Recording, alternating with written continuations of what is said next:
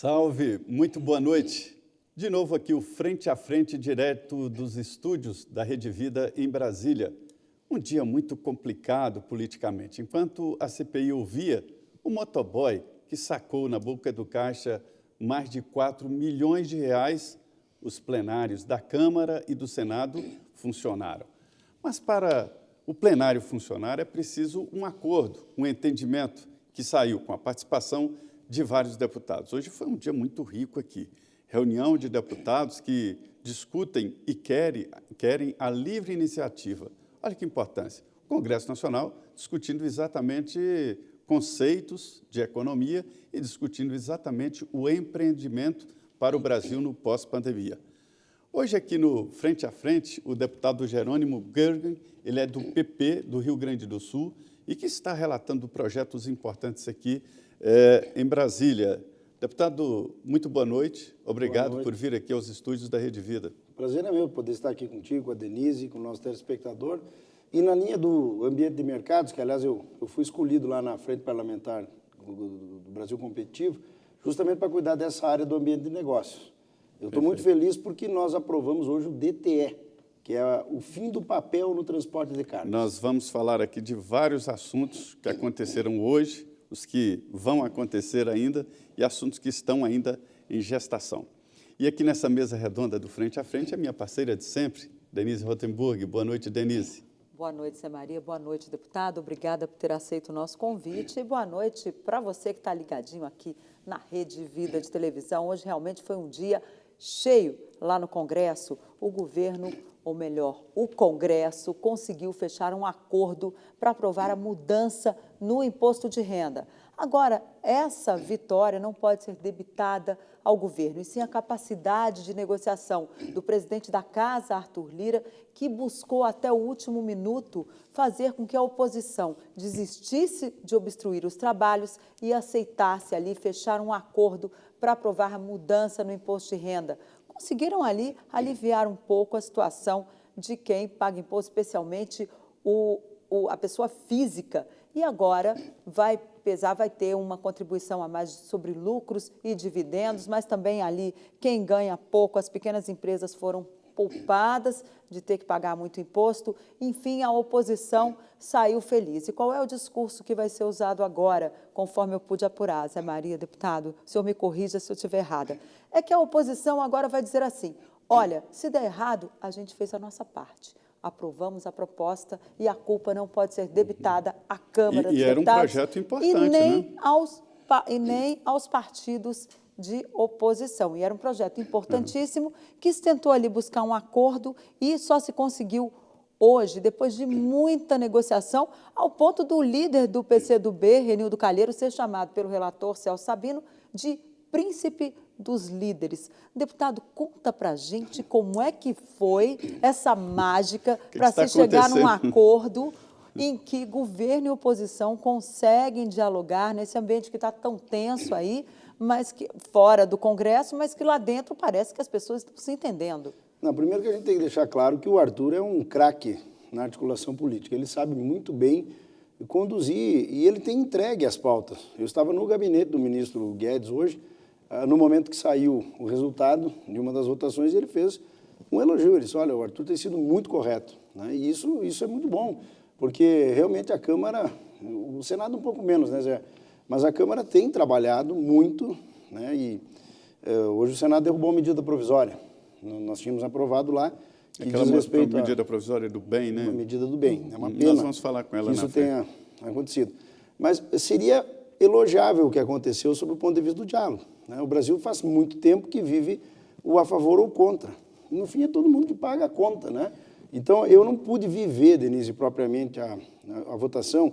Passei o dia em reuniões com a ministra Flávia Arruda, com o ministro Paulo Guedes, porque eu relato a lei da desoneração. Mas só para concluir, eu acreditaria a grande articulação ao presidente Arthur Lira, que com certeza, e o Sabino transigiu muito, cedeu, recuou, avançou, e isso criou esse ambiente favorável. O que a Denise fez um relato muito preciso, e há uma diferença, é que o presidente não está, como nos governos anteriores, jogando o peso da presidência no Congresso, né? A impressão é que ele está deixando mais para o Congresso e o Arthur Lira capitaliza. O governo tem uma característica desde o início. Agora eu vejo melhorar. Não porque entraram lá ministros como o Ciro, que é do meu partido, mas porque eu vejo que há um grupo querendo fazer política. A grande fragilidade ao longo do tempo foi sempre a articulação. E é por isso que o Congresso, e especialmente a Câmara, acabou sendo mais protagonista. Quando o Executivo não articula, alguém tem que articular. E ocupar esse espaço. E ocupar espaço. Que bom que, pelo menos agora, o Arthur tem sido alinhado, né? Porque tem tanta coisa para fazer, né? E é uma pena que a gente perca muito tempo com pautas desnecessárias. Agora, a gente também não dá para ver como teve todo o apoio da oposição a essa proposta, pelo menos ao texto base, não dá para saber o tamanho da base do governo. O governo tem hoje votos para aprovar, por exemplo, uma emenda constitucional, que a gente sabe que são 308 votos, sim, ali no painel da Câmara dos Deputados? Agora, deixa eu aproveitar aqui, Denise, para dizer, o governo não tem um tamanho definido de base. O que vale são as pautas. As pautas, quando são boas, tem um grupo que vai pela pauta, não vai pelo ser governo, caso a caso, né? então. Mas aconteceu já a segunda vez. No DTE, que eu relatei, a oposição votou favorável também. Vai votar contra o caminhoneiro. Então, DTE é documento transporte de transporte eletrônico. Né? Então, o que acontece? E no imposto de renda, mexeu na tabela, em uma série de questões, que você também inviabilizar que isso passasse. Tem muitos setores insatisfeitos, muito insatisfeitos, mas tem avanços, né? Então, eu vejo que a própria oposição também fica, às vezes, pressionada porque a pauta é positiva. É a segunda votação em menos de 20 dias que acontece Nessa linha de política, né, a política discutida, eu tenho impressão, Denise, não sei se você concorda comigo, que a fotografia do Congresso é aquela do voto impresso, né? No qual sentido? De que quem vota de um lado e quem vota de outro. Sim. Né? Essa foi um divisor de águas. Apesar que ali foi uma votação diferente também na mobilização. Mas o governo não tem uma maioria consolidada, não. A sorte do governo é que o Arthur está realmente comprometido em fazer a pauta do governo andar, né? E isso aparece nos resultados. Agora, isso vai levar também, porque tem a reforma tributária que está lá, tem o projeto lá do IBS, né? O Imposto sobre Bens e Serviços, que junta uma série de impostos federais. E isso é uma emenda constitucional. Pode passar ou essa reforma tributária, isso aí já não... Fica o só fato no de ter passado o renda. imposto de renda não inclui eu ali acho que a reforma esse IBS. administrativa vai avançar, né? Eu acho que sim. Administrativa, mas não a tributária.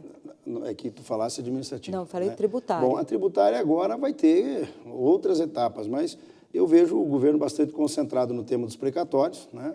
O imposto de renda avançou hoje aqui e na reforma administrativa. Eu posso afirmar que o governo está comprometido porque o próprio ministro hoje me relatou, né? Eu acho sim que a administrativa anda mais rápido do que uma próxima etapa da reforma tributária. O que o ministro relatou? Que esta é uma preocupação importante de que a reforma administrativa. Exatamente. E a tributária, na pergunta? Não, essa já está lá, né? Eu é que estou aqui, então, dando o meu ponto de vista. Eu acho que a administrativa, nesse momento, vai avançar mais rápido que a segunda etapa da reforma administrativa. Será, deputado? É uma resistência muito forte. A minha impressão. E a resistência é grande, mas o fato dela ser para frente, ela diminui um pouco isso no plenário. Há um entendimento. O eleitor que elegeu o Bolsonaro, ele elegeu a maioria da Câmara também. Então, por mais que algum deputado esteja brigado com o governo, bravo, insatisfeito, o eleitor cobra deste parlamentar que a pauta avance. É o debate sobre o tamanho do Estado e a funcionalidade do Estado, a qualidade dos serviços públicos. Então, você também tem votações que não é a relação com o governo que faz ter uma vitória maior. É porque o eleitor espera do seu representado que ele acompanhe aquelas pautas, que não são do Bolsonaro, mas são pautas da eleição passada, justamente no sentido de inverter o tamanho do Estado. Agora, deputado, eu queria que o senhor explicasse, o senhor também conversou com o ministro hoje sobre esse projeto da desoneração. Explica, por favor, para o nosso telespectador, como é que é esse projeto, quais são os setores que vão ser beneficiados aí, que não vão precisar ficar pagando tanto imposto, tanta taxa aí, né, nesse momento, dificuldade da economia brasileira e também para os empresários que estão passando aí por um momento difícil em muitos setores. Hoje é um dia que saiu o PIB, né? Não cresceu, pois diminuiu. Menos 0,1%, ou seja, um PIB negativo ainda. É isso aí. Mas tirou a expectativa de alta. E desde 2011, como forma de estimular a geração de emprego, nós temos uma desoneração da folha, uma mudança. Ao invés de ser um percentual, você paga sobre o faturamento em cima de 17 setores que são os maiores empregadores do Brasil. Nós estamos falando aí de 8 milhões de empregos aproximadamente, né? Um custo de 8 bi e 300 por ano. Só que aí o ano passado nós acabamos conseguindo... Desculpa, deputado, esses 8 bi 300 é de renúncia fiscal? Renúncia fiscal. Uhum. É o tanto que o governo deixa de arrecadar, mas continua. É o que tem de desoneração, né? Só que aí, o ano passado, nós tivemos uma prorrogação de 1 ano. O argumento era, o governo estava mandando a reforma tributária, né? Como não mandou do jeito que imaginava, mas mandou essa em 4 etapas. Só colocou a desoneração no fim. Veio a pandemia, crise econômica e tudo isso, né? E hoje é uma completa incoerência.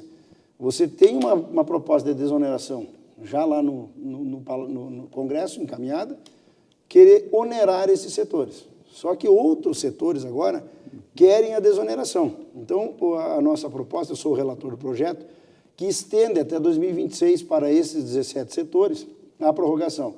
No entanto, o ministro diz o seguinte: ou a gente resolve para todo mundo, ou é injusto manter assim, né? O espaço fiscal é muito pequeno no orçamento, a lei orçamentária já foi sem a desoneração, mas nós vamos votar agora dia 15 e até o dia 15 construir com o governo, né? Nós vamos tentar ver se existe a possibilidade de uma outra alternativa que desonere a folha e compense justamente isso. O próprio ministro, há um tempo atrás, já disse do imposto digital, uma possibilidade. Isso traria 60 milhões para dentro dos cofres públicos. 60 bilhões. Bilhões, né? E daria condições de outros setores ingressarem também, né? Se nós não tivermos uma medida deste tipo, eu temo que nem os 17 conseguirão manter a desoneração. Está correndo esse risco? Está correndo esse risco. Só que o que eu disse hoje ao ministro... aumento de imposto, né? Cortar subsídio, cortar benefício é aumentar imposto. Vai haver desemprego. Então, nesse momento, uma situação, Denise, que já não está boa. Nesse momento, você desonerar, manter a desoneração, talvez você não vá ampliar muitos mais empregos, que eu espero que amplie, mas vai manter. Você onerar, vai desempregar. E aí o governo vai gastar seguro-desemprego e vai gastar a Bolsa Família. Então, neste momento, o governo vai gastar para empregar ou para desonerar. Esta é uma decisão que tem que ser tomada. O senhor estudou muito esse setor no Congresso Nacional. Quando se entra num assunto, né, para aprovar uma lei, amplia bem a visão, né? A gente vai aprendendo. Acaba ficando sabendo muito. Eu queria que o senhor falasse sobre a pejotização. Qual é a interferência hoje desse preço absurdo do emprego, né? Quando se contrata alguém, paga muito em taxas, é disso que a gente está falando. A contratação através de PJ, como é que está influenciando o emprego? Eu tenho uma leitura clara. Se nós tivéssemos desonerado a folha lá atrás, nós talvez tivéssemos muito menos pejotização, porque já é em razão do peso do Estado que isso passou a ser um avanço. Hoje é mais caro você pagar o Estado pelo emprego que tu gera do que o trabalho que o teu empregado, o salário que o teu empregado recebe. Isso é assim, né? Chega a ser assustador, né? Quase dobra entre aquilo que você paga de salário e o que você tem que pagar para o Estado. E nisso, esse debate agora, Zé, do imposto de renda, é mais ou menos isso assim também. O Estado foi cobrando tanto de poucos que foram inventando alguma forma de diminuir um pouco esse custo do Estado. Então, a pejotização, no meu ponto de vista, ela é uma consequência deste ambiente aí que nós temos de um peso do Estado. Para isso tem que mudar a legislação, né? Porque hoje, com essa pejotização, as pessoas vão para a justiça e acabam ganhando todos os direitos trabalhistas. Aí o Brasil da insegurança jurídica, né? Coisas que você... A legislação não é bem feita, não é bem construída e vai parar tudo no STF. E aí hoje nós temos um STF, além de tudo, com alguns poderes a mais do que deveria ter. Mas isso eu acho que é muito culpa, sim, do Legislativo e do próprio Executivo, que não constroem as mudanças que a lei exige. Claro. Bom, nós vamos para um rápido intervalo, voltamos em 2 minutos. Eu convido você a continuar aqui com a gente, porque ainda tem muito assunto para debater aqui no Frente a Frente com o deputado Jerônimo Gergen, que é do Progressistas do Rio Grande do Sul. Voltamos em 2 minutinhos.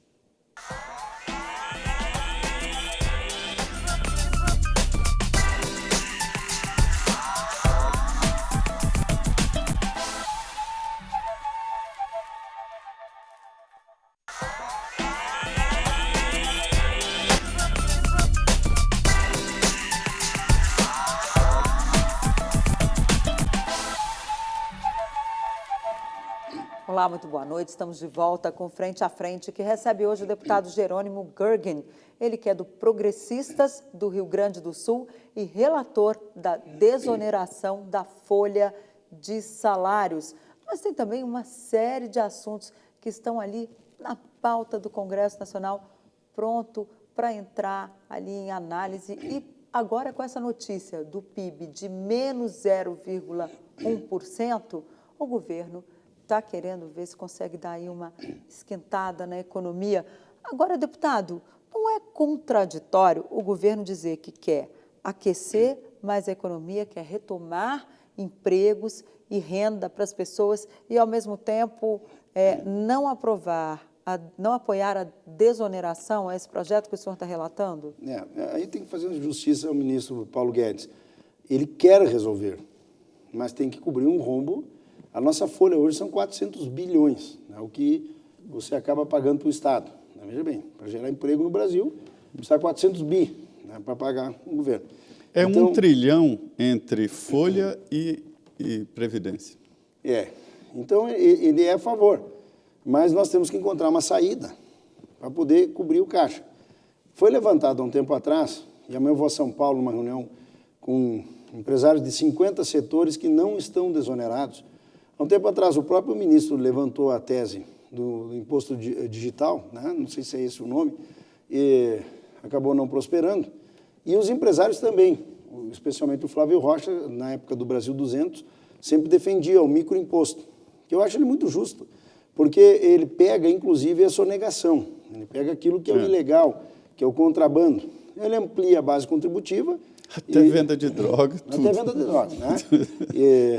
Então, isso é uma tese que passou a ganhar força no meio do empresariado. Então, amanhã, nessa reunião, eu pretendo conversar com esse grupo. Hoje já conversei com o setor dos 17 setores e vamos ver qual é o avanço que podemos ter no diálogo com o governo. O fato é o seguinte, nós precisamos ter um consenso. O Brasil é um país muito difícil de fazer consenso. Todo mundo quer que mude, mas não mexe no que é meu. Né? Então, todo mundo quer que mude, mas não quer mudar, né? E, no fim, são poucos que pagam, né? Porque são aqueles que não conseguem sonegar, pesa para todo mundo, e isso acaba forçando que cada vez mais a gente jogue para o mercado ilegal, para o mercado clandestino, e não vai avançando. Então, o que nós temos agora que encontrar é uma condição de ambiente para que não venha uma nova ideia para compensar a desoneração e ela morra na casca, como acabou morrendo nesses últimos tempos. Agora, é importante dizer, desculpa, Zé, CPMF não dá. A CPMF pura e simples, como vem sendo ao longo dos anos, em cada governo proposta, não tem nenhum ambiente, né, junto ao Congresso Nacional. Então, precisamos ajustar. Era isso que estava a minha questão aqui. Parece um remédio para tudo, né, a CPMF. Isso que o senhor chama de imposto eletrônico é uma CPMF, né? Não, ele tem o papel, inclusive, de uma CPMF, mas num percentual menor e para todos os setores. Então, é isso que você compensa justamente de alguma forma. Nós não defendemos criação de novos impostos, por óbvio. Nós queremos que o formato de pagamento da folha migre para uma outra proposta. Entendi. Então, você tem uma compensação. Aumentar o nível de... A base contributiva, para que não pese para ninguém. Né? Sim, e aumentava também o número de setores da economia que teria a desoneração. E, consequentemente, você emprega mais gente. Né? E aí a arrecadação de 60 bilhões, né, que deve ser. Vai incluir outros setores. E aí dá para estudar. A última arrecadação hoje, por exemplo, vamos imaginar que no PIX, que os bancos já cobram, né? Mas vamos imaginar que tivesse um microimposto ali, 0,1. O cálculo do governo é que um cidadão que ganha um salário, se ele usasse todo o salário dele em PIX, passa para cá, para lá, custaria R$1 para ele por mês. Então dá para trabalhar isso para, por exemplo, isentar até o salário mínimo, enfim, existem formas de que você faça uma condição que não pese. Mas mesmo que fosse cobrar R$1, se ele usasse em todas as suas operações o seu salário. A gente sabe que não é assim. Agora, deputado, está se falando muito que o ministro Paulo Guedes está perdendo o apoio do Centrão, inclusive do Progressistas. Isso é verdade? A votação de hoje não parece que seja verdade, né? Mas a votação de hoje não foi atribuída ali ao ministro Paulo Guedes, ela foi atribuída a um acordo em que o presidente da Câmara, Arthur Lira, e o relator Celso Sabino, que é do PSDB do Pará, insistiram lá com a oposição em busca de um acordo. Inclusive, o projeto ficou menor do que o ministro Paulo Guedes esperava. Né? Isso é tido como uma vitória ali dos partidos e do Congresso, não uma vitória do ministro. Mas como é que isso está sendo visto lá? É que, de qualquer forma, essa é uma construção feita no Legislativo. A proposta foi do Executivo. Se houvesse um distanciamento, não passaria a ser prioridade, como foi para o próprio Centrão, este projeto. Então, que existem divergências? Existem, com certeza. Eu mesmo tinha contrariedade desse projeto, mas eu pensei que precisamos avançar, né? Não posso estar negociando outros fatores sem dar algum gesto de apoio. Então, eu acho que pode ter algum relacionamento abalado, alguma coisa, eventualmente, pode ser, mas que há um compromisso do Centrão com o governo, essa votação demonstra. Mas senão, teria mudado de pauta. Reforma administrativa é prioridade, né? Enfim, outros temas que... Mas o partido político a vida política do governo com o Legislativo, ela não é boa desde o início. Eu torço para que agora possa melhorar. Mas os partidos seguram o ministro, e principalmente o Paulo Guedes? Assim, ó, eu confesso, eu não vejo nesse momento um movimento muito intenso nesse sentido. Há questionamentos, eventualmente, pode existir, mas que eu tenha convivido com algum movimento que possa querer derrubar o ministro, eu confesso que internamente na bancada não vejo. Você já sentiu alguma mudança política depois da nomeação do ministro Ciro Nogueira para a Casa Civil? O acesso à Casa Civil, né? Hoje a gente tem acesso. Você tem uma relação, eu mando um WhatsApp e o ministro responde. Então, isso nós não tínhamos. E o Ramos não respondia? Não. Diz que ele atendia o Arthur Lira assim, como é que é? Para cargos, diz que 1. Para emendas, diz que 2. Eu não fui receber. Olha, para não dizer que não fui uma vez, fui uma vez. Mas foi para entregar E o que o senhor pede para o Ciro Nogueira nas mensagens? Eu não tenho nenhum cargo no governo do Estado, lá do Rio Grande do Sul. Não tenho nenhum cargo no governo federal. Eu peço o debate em cima de pontos como este, por exemplo, da desoneração, né? Eu quero construir politicamente com o governo. Essa é a minha relação. Existe uma frente... Não tem ninguém indicado no governo. Existe uma frente parlamentar no Congresso Nacional da livre iniciativa que o senhor faz parte, né? E quando eu vejo assim, uma frente parlamentar em defesa de algo, é porque aquilo está em dificuldade ou sendo ameaçado. Quer dizer, no Brasil nós não temos a livre iniciativa, está difícil? Não. Aí vem uma questão... O Brasil tem muito Estado. A liberdade econômica, que eu relatei, avançou muito. Nós tivemos agora o ambiente de negócios melhora. Mas o índice Doing Business é analisado lá pelo Banco Mundial. E a Mackenzie, Universidade de São Paulo, ela tem um centro de liberdade econômica. E é assustador. O número de 2018, tá? Porque eu não tenho eles atualizados. Os projetos apresentados na Câmara, Denise, correspondiam a 64% das propostas legislativas, projetos que ferem o ambiente de negócio. Tá? Ou seja, porque criam uma barreira, um impedimento, um imposto, uma coisa assim. Os aprovados em 2018, é pior ainda, 68% das leis eram contra o ambiente de negócio. Então, nós temos que entender que eu até mudei. Eu achava que quanto mais leis um deputado tinha, mais produtivo ele era. Não. Quanto menos leis um deputado tiver que fazer, mais organizada é a sociedade. Eu sempre acho isso. Aquele plenário, quando está cheio, me assusta. Vai tirar dinheiro de alguém. Mas aí eu digo, vai votar contra os nossos interesses. É que aí é um problema. A nossa sociedade é que precisa ter também um pouco de organização. Porque se tem que fazer lei para tudo... Esses dias eu brinquei lá no município do Rio Grande do Sul e sem saber, o prefeito tinha sancionado a lei no dia anterior. A lei para não ter canudinho nos bares, né? Isso no interior do Rio Grande do Sul, o mar está bem longe. Então, para que uma lei proibir? É só você não botar o canudinho no chão. Se você não colocar o canudinho no chão, não vai parar no mar, né? Que é o argumento que muitos usaram. Então, você tem que regrar esse ponto, é complicado, é muito difícil. Então, é um problema, assim, essa questão da nossa movimentação do Congresso. E aí você faz lei no DTE mesmo, esse documento de transporte eletrônico. Tudo me era pedido para virar lei.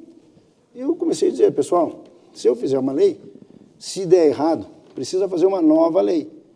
Entendam que uma lei tem que ser enxuta e a regulamentação é que tem que ser completa. Porque depois, se precisar mudar uma regulamentação, você muda por medida administrativa e não por uma nova lei que acaba levando anos, às vezes, para você mudar. É o que nós pagamos o preço hoje de uma Constituição tão detalhada ali, né? Tão detalhista. As disposições Grande demais. transitórias E volta- até hoje não foram... Muita coisa ali não e aí foi volta, regulamentada. questão indígena. Está aí um absurdo. O direito do indígena é de 88, 5 anos após. Dali para frente, nós somos todos brasileiros. Ou a gente respeita um contrato, um registro de uma propriedade, ou então manda o brasileiro todo embora, né? E aí fica isso arrastado. Agora, nós também não fizemos isso. O Congresso não regulamentou o artigo 123. Temporalidade, o senhor está parágrafo falando 6º. desse julgamento que está Marco né? temporal. O Supremo está definindo ali a partir de quando, né? Exatamente o marco chamado marco temporal. E eu usei esse exemplo que a Denise falou, né? Nós não legislamos. Há um grande Não faz debate. dever de casa, né, deputado? É um Depois grande vai debate, falar. deputado, porque o Brasil não foi descoberto pelo Pedro Álvares Cabral. Ele já estava aqui, já existiam brasileiros, né, que são os índios, que somos nós, os descendentes, né? Mas acontece que o mundo anda, a vida vai para frente, é uma nova realidade, um novo momento. Quando se discutiu esse marco temporal, comete-se o risco de também cometer injustiças, né? Com os demais brasileiros. Eu parto do princípio que hoje nós somos todos brasileiros, né? Sim, né? E senão tem que ir embora. Eu tenho até A cidadania italiana. mistura é essa do povo Eu brasileiro. sou Pisolotto Gergen, italiano, alemão. Mas brasileiro. Né? Mas brasileiro. Então, a lei que me dá o direito à minha casa ser minha, a terra, da mesma forma. Porque o problema aí é um outro problema, né? Para o índio não falta terra. Para o índio falta uma política que faça com que ele possa preservar a sua cultura e fazer com que a área produza. Nós temos muitos exemplos de conflitos dentro das tribos, onde a própria tribo tem lá um grupo que arrenda a área indígena, que a lei não permite arrendar e que fica com o lucro daquele arrendamento. E ele segrega E não a tribo. distribui. Então você já tem índio rico, índio pobre. Então por que não organizar para que ele possa arrendar a área? Para que ele possa se sustentar. Inclusive, isso pode criar um fundo para criar uma política de preservação da cultura do índio, né? Então, esse é o problema do Brasil. O Brasil não se planeja. O Brasil reage. O Brasil não consegue pensar no médio prazo, no longo prazo, formar consensos. A nossa reforma da Previdência, e eu votei favoravelmente, tinha que fazer, ela não foi reforma da Previdência. Ela foi um ajuste fiscal para cobrir o rombo. Mas agora, quando voltar o pessoal se aposentar, o rombo vai voltar. Pois é, Porque nós segundo não o estamos vice-presidente. fazendo poupança. Mas e se nós tivéssemos feito, dizer assim, Fernando Henrique, fica aqui, Lula, fica aqui. Não é um problema de partido nem de eleição. É um problema de sociedade, de Estado. Vamos fazer essa reforma. Lá em 35 anos atrás, nós teríamos feito uma reforma que, quem sabe, hoje o Brasil ia estar em outro patamar econômico. Mas os partidos não quiseram, Mas né, é isso que eu estou deputado? dizendo. É isso que eu estou dizendo. Os partidos recusaram. Aí depois, o cada governo governo... Fernando Henrique quis fazer. Não, mas por isso... Começar pela reforma do Estado e pela reforma Por isso- administrativa e da Previdência. Não, mas Denise, por isso Não, eu estou vamos dizendo... trocar e vamos fazer primeiro as concessões. Não, mas é Foi por ali isso- o PFL. Veja bem, por isso eu estou dizendo, né? É. Se nós tivéssemos sentado lá atrás, e depois de lá o que aconteceu, Zé? Cada governo mexeu na Previdência. Cada um mexeu um pouco.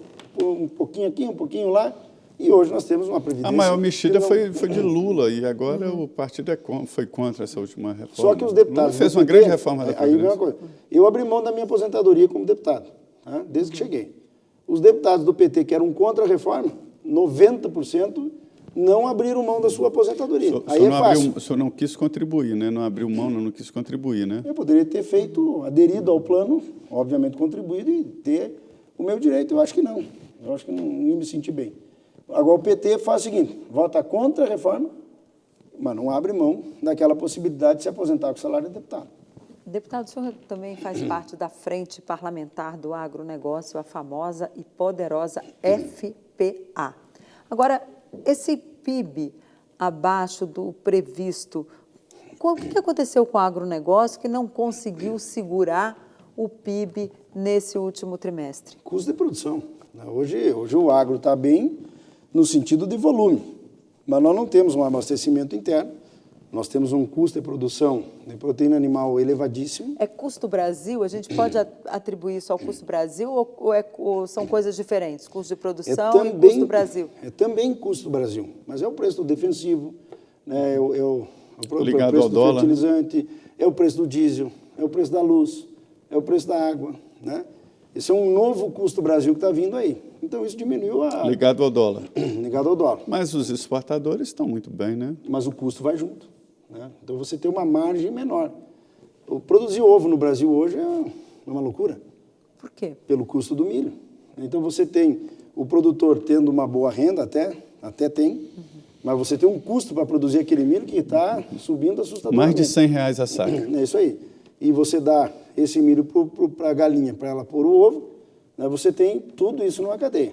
Os frigoríficos, por exemplo, você tem um aumento da carne no supermercado, diminui o abate lá.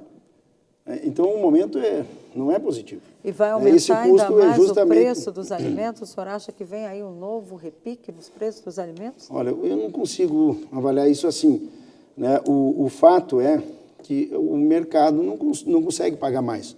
O consumidor não consegue pagar mais. Então, não adianta elevar esse preço. A margem de renda do setor do agro vai diminuindo. Né? Deveria subir o preço, mas como não sobe, diminui a margem. Eu te respondo a tua pergunta. Isto é uma consequência do número do PIB atual. Mas, nesse caso do PIB também, o que eu pude ver é que o setor de serviços caiu muito. E o setor de serviços é o maior ali, a maior fatia do cálculo do PIB é o setor de serviços, né? E a gente vê que, neste momento, a indústria está recuperando, o emprego deu uma leve melhorada, né?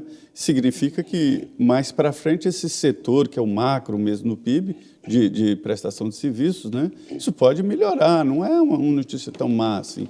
É porque tinha uma expectativa boa de crescimento. Mas eu disse aqui a Denise que não aconteceu muito em razão disso, né?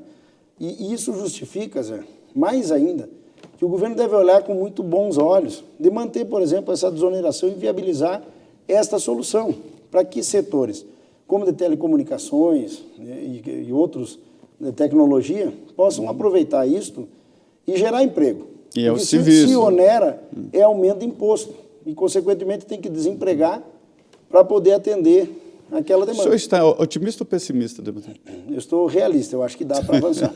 Entre os dois, então, dá para avançar. Em relação ao 7 de setembro, o senhor está otimista ou realista? Não, eu tô assim também, aí não sei. Aí eu tenho uma torcida, que dê tudo certo.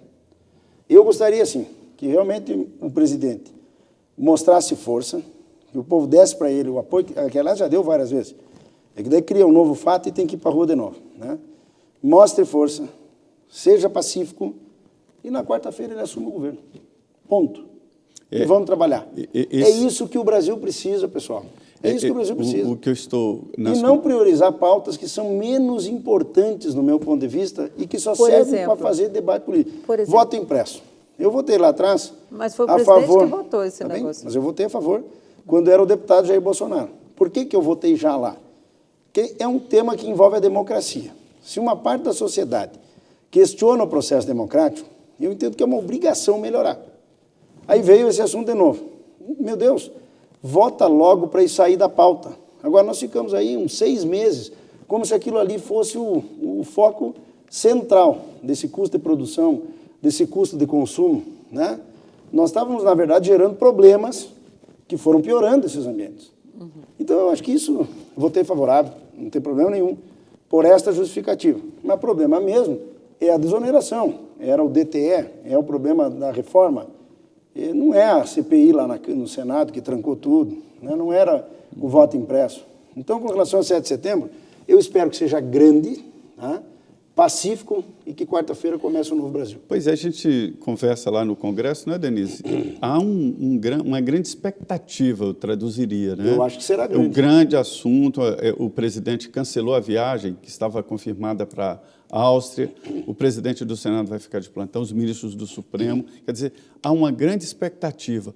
Eu não estou entendendo assim, exatamente o porquê dessa grande expectativa no mundo político, o que isso muda, por que será diferente no dia 8 de setembro? Não, no sentido assim, nós vamos começar a chamar o próximo protesto, né?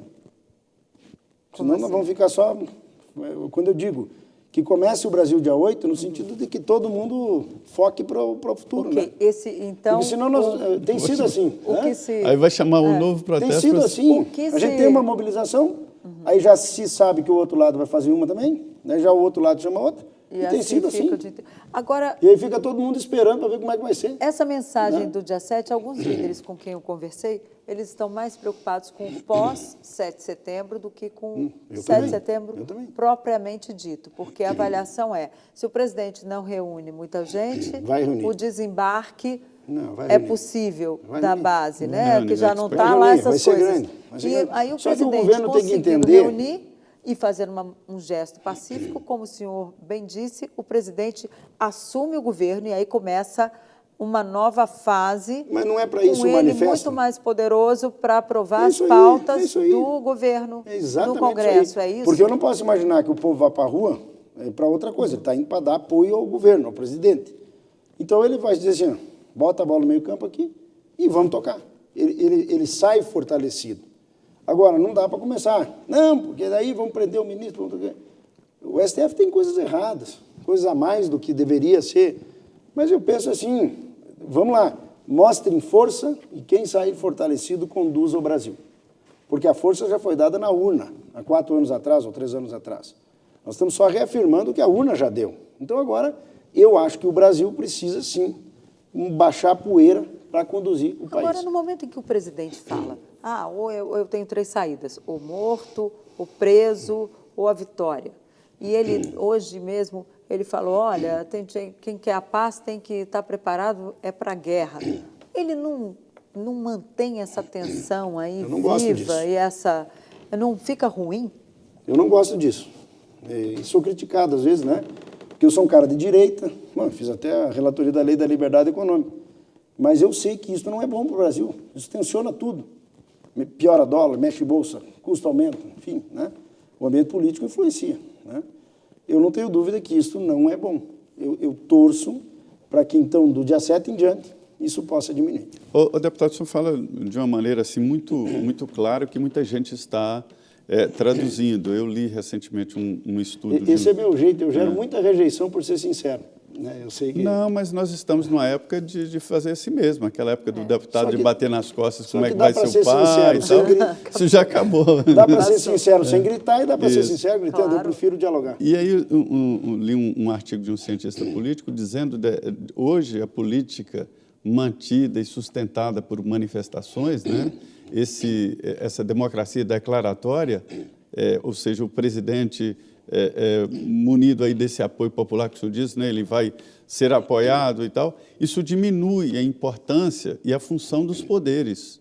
O senhor concorda com isso? Quer dizer, se o presidente se baseia em manifestações para agir de um jeito ou de outro, meio que elimina os poderes constituídos, porque a Constituição diz o seguinte, todo poder emana do povo, mas em seu nome será exercido, quer dizer, uma democracia representativa. Da urna. Do voto. Da urna e não de manifestações. Do voto. Né? Então, eu acho que... Eu não gosto desse ambiente. Só posso dizer isso, né? Que acho que perdemos todos. E aí vem mais. Está incomodando o Congresso como um todo, né? Alguém me diz o seguinte, Jerônimo, tu acha mesmo que o Lula pode ganhar a eleição? Eu disse, eu acho que não, mas eu acho que o Bolsonaro pode perder. O esforço do presidente é ele contra ele mesmo. Então...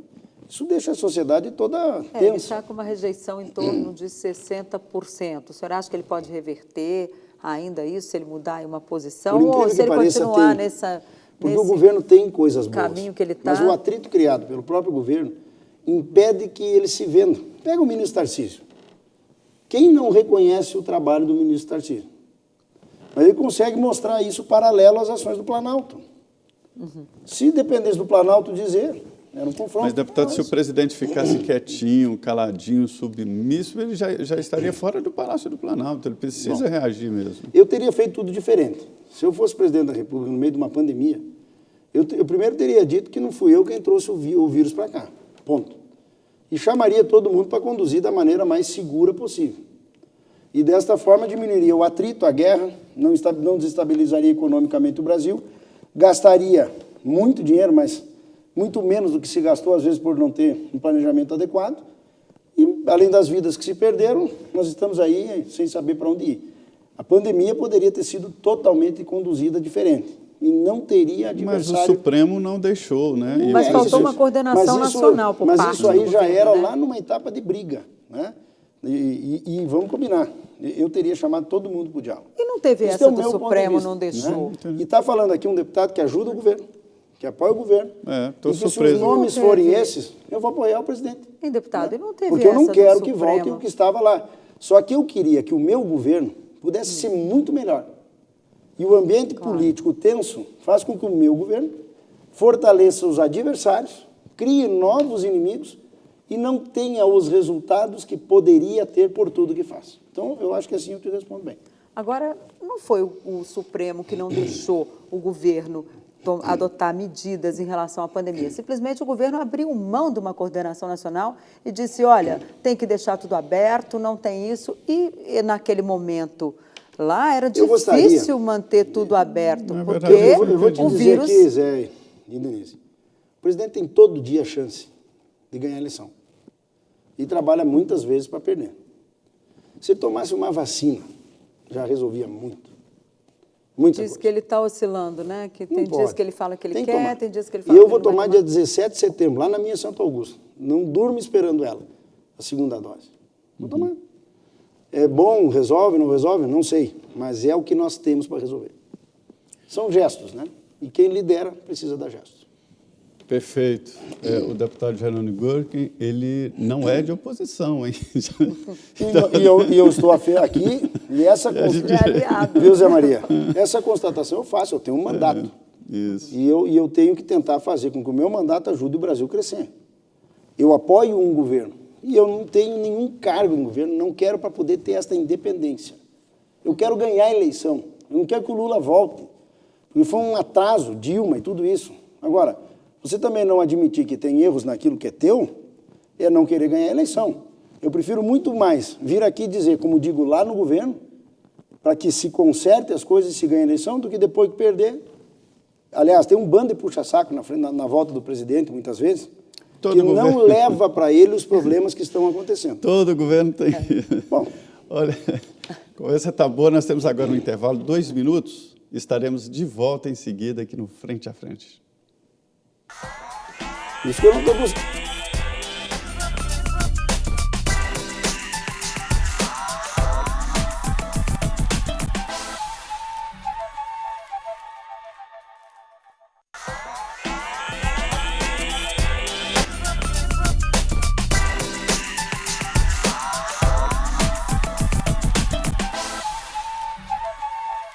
Salve!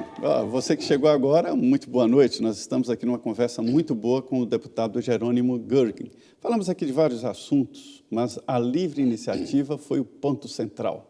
Assim, ameaças à livre iniciativa, principalmente pelo que o ministro Paulo Guedes chama de curralinhos. São grupos que se formam ali diante da burocracia e que não querem deixar passar mudanças de jeito nenhum. Deputado, eu percebi hoje que uma grande polêmica mora na CPI da pandemia do Senado Federal e a realidade mora nos plenários da Câmara e do Senado que estão funcionando, as coisas estão acontecendo. Sobre a CPI, como é que o senhor está vendo essa investigação? Bom, quando foi escolhido o Renan Calheiros como relator, ela já nasceu morta. Por mais coisas eventualmente que possam aparecer, não sei, não estou acompanhando lá a construção do relatório, né? O Renan, ele limita a credibilidade disso, né? E é evidente que é uma aliança política. Então, tudo aquilo que for eventualmente um problema vai ficar menos reconhecido como problema porque ela tem um objetivo político. E o Renan é a grande figura que traz aí um patamar negativo. Agora, é importante dizer, ela tem um papel. Ela não vai tirar o presidente, ela não vai fazer nada errado. Mas olha o tempo que nós gastamos. Quantas vezes a pauta do Congresso não andou? Porque a CPI era a prioridade. Pois é, mas descobrimos roubos ali, ou pelo menos tentativa de roubos. Isso eu costumo dizer que sempre existe. Eu falo que corrupção é como unha, tem que cortar sempre. O que a gente vê na CPI, que ela não consegue, apesar de tentar, é ligar esses roubos ali da tentativa de compra da Covaxin, desse motoboy que movimentou 4 milhões, com o governo, com a estrutura do governo, com o presidente. E por que o Senado não prioriza votar o nosso projeto, sou um dos autores, que pune o Covidão? Está pronto, votamos já na Câmara. Poderiam priorizar isso. Aumenta as penas para... Aumenta as penas, está lá desde o ano passado. Quer dizer, então é meio incoerente, né? E isso que estão descobrindo, a Polícia Federal descobriria com certeza se já não descobriu. Os governos e prefeitos aí já estão sendo investigados. Agora, a CPI pretende acusar o presidente de ter apostado de homicídio por ter, segundo integrantes da CPI, apostado na imunização de rebanho em remédios que a Organização Mundial de Saúde não considera os mais adequados, ou melhor, considera ineficazes no tratamento da Covid-19. O senhor acredita que isso pode gerar aí algum desdobramento contra o presidente ou vai ficar apresenta, cada um vai ter ali o seu discurso e pronto, vai ficar por isso mesmo? Que eles vão acusar o Bolsonaro, vão, isso é certo. Até de curandeiro, né? Charlatanismo e curanderismo. O Bolsonaro não vai cair, não vai, tá? Vai até o final. E nós temos que fazer com que vá e vá bem, porque não é o Bolsonaro que vai mal, é o Brasil que vai mal. Agora o senhor Agora vai isso vai virar retórica eleitoral. CPI apontou, então lá na campanha vamos usar. O senhor vai apoiar a reeleição do presidente? No atual cenário, com certeza vou. E a terceira via, que está todo mundo falando aí, fala-se inclusive no presidente do Senado, Rodrigo Pacheco, que está aí começando a aparecer. Eu percebo sinceramente João Dória, que é uma também, boa parte da sociedade que gostaria de ter uma alternativa. Não gosta dessa briga de lá e cá. Mas não encontra ainda essa terceira via. Dizer que não vai existir não dá, mas que não está sendo bem trabalhada não está. E nessa relação de polaridade, eu não há dúvida nenhuma. Já passou do ponto? Não, ainda não. Eu acho que tem muita coisa para acontecer. Tem pouco tempo e muita coisa para acontecer. Por exemplo, mas, em termos de se achar uma terceira via. O senhor acredita numa candidatura de João Dória? O senhor acha que tem ali condições de obter sucesso, uma vez que ele é governador de São Paulo, ali é um grande eleitorado? Eu não conheço a relação interna do PSDB primeiro. Que está uma brigalhada louca. Eu não sei se o Eduardo tem mais força que o Dória, mas eu não tenho dúvida que o Dória não dá para tirar ele para bobo. Né? Ele pode ser... Como é que ele está lá no governo? Casualmente, ontem, eu estava numa reunião com paulistas e muita informação positiva do governo. Agora, eu não moro lá, não sei. Então, nesse cenário atual, eu não tenho dúvida que se o presidente priorizar a articulação política, o Bolsonaro tem toda a chance de ganhar. Deputado, mas ele também tem chance de não ser eleito. Deputado, eu queria que o senhor detalhasse aqui, nós até já falamos rapidamente, sobre esse projeto que foi relatado pelo senhor e aprovado no Senado hoje, né? Está pronto para a sanção, que vai beneficiar os caminhoneiros que tiram um pouco ali o atravessador com relação a cargas. Como é que esse... Como é que vai funcionar, né, esse documento de transporte? Você sabe que no Brasil, um caminhoneiro autônomo ficava com, no máximo, 13% de um frete. Isso não é nada. O atravessador ficava com... 40%. Aqueles que cumprem o papel. Arranja a carga para o caminhoneiro. Não, é o que cumpre a burocracia. O caminhoneiro tem que dirigir. Então, alguém faz a carta frete, enfim, toda aquela papelada. E 47% é o custo do Estado, em cima do frete. Isso é caro para quem embarca e é pouco para quem transporta. E tudo isso vai para a gôndola do supermercado. O consumidor paga tudo isso no final. Agora nós vamos elevar para um percentual de até 40% a renda do caminhoneiro. Desse total para o caminhoneiro. Para o caminhoneiro. Então, é um aplicativo. É uma plataforma, né? A pesagem daqui para frente toda ela é rodando, o caminhão não vai mais parar. Facilita, né? Meu Deus. Facilita a média de parada no Brasil... Facilita muito também, mas... Não, mas é só não passar o limite da velocidade. E tem um limite, tem uma tolerância, né? Também Tudo, né? A média de parada de um caminhão no Brasil num frete eram 6 horas. Agora o caminhão vai saber a hora que ele tem que chegar no porto e quando chegar vai descarregar. Então isso é uma revolução. E logo em seguida vai para trem, barco, avião. Tem uma comparação aí com esses aplicativos de transporte? Não, é maior que isso. É uma plataforma. O aplicativo não tem nada a ver com o Uber. Nós estamos dizendo o seguinte, tu pode contratar um caminhoneiro direto e ele vai receber na conta dele, não na conta de alguém como era empresa. Até então. Ou seja, acaba com os atravessadores de uma vez por todas. E desburocratiza o transporte, reduz custos, custo Brasil. Agora, o senhor acha que vai pegar? Os caminhoneiros já estão avisados? Vai. Como é que está? Eles gostaram? A medida provisória foi feita pelo governo tentando melhorar a renda do caminhoneiro. Claro que no meio disso tudo o diesel subiu bastante, e esse é um principal insumo, mas os caminhoneiros apoiam com certeza essa medida. E eles vêm para o dia 7 de setembro, a gente soube aí que tem uma... Talvez vão em muitos lugares, né?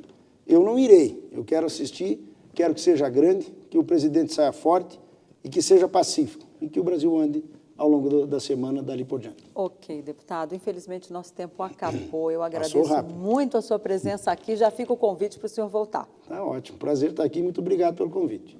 É isso, né, Zé Maria? Mais um Frente a Frente, numa quarta-feira muito movimentada aqui em Brasília.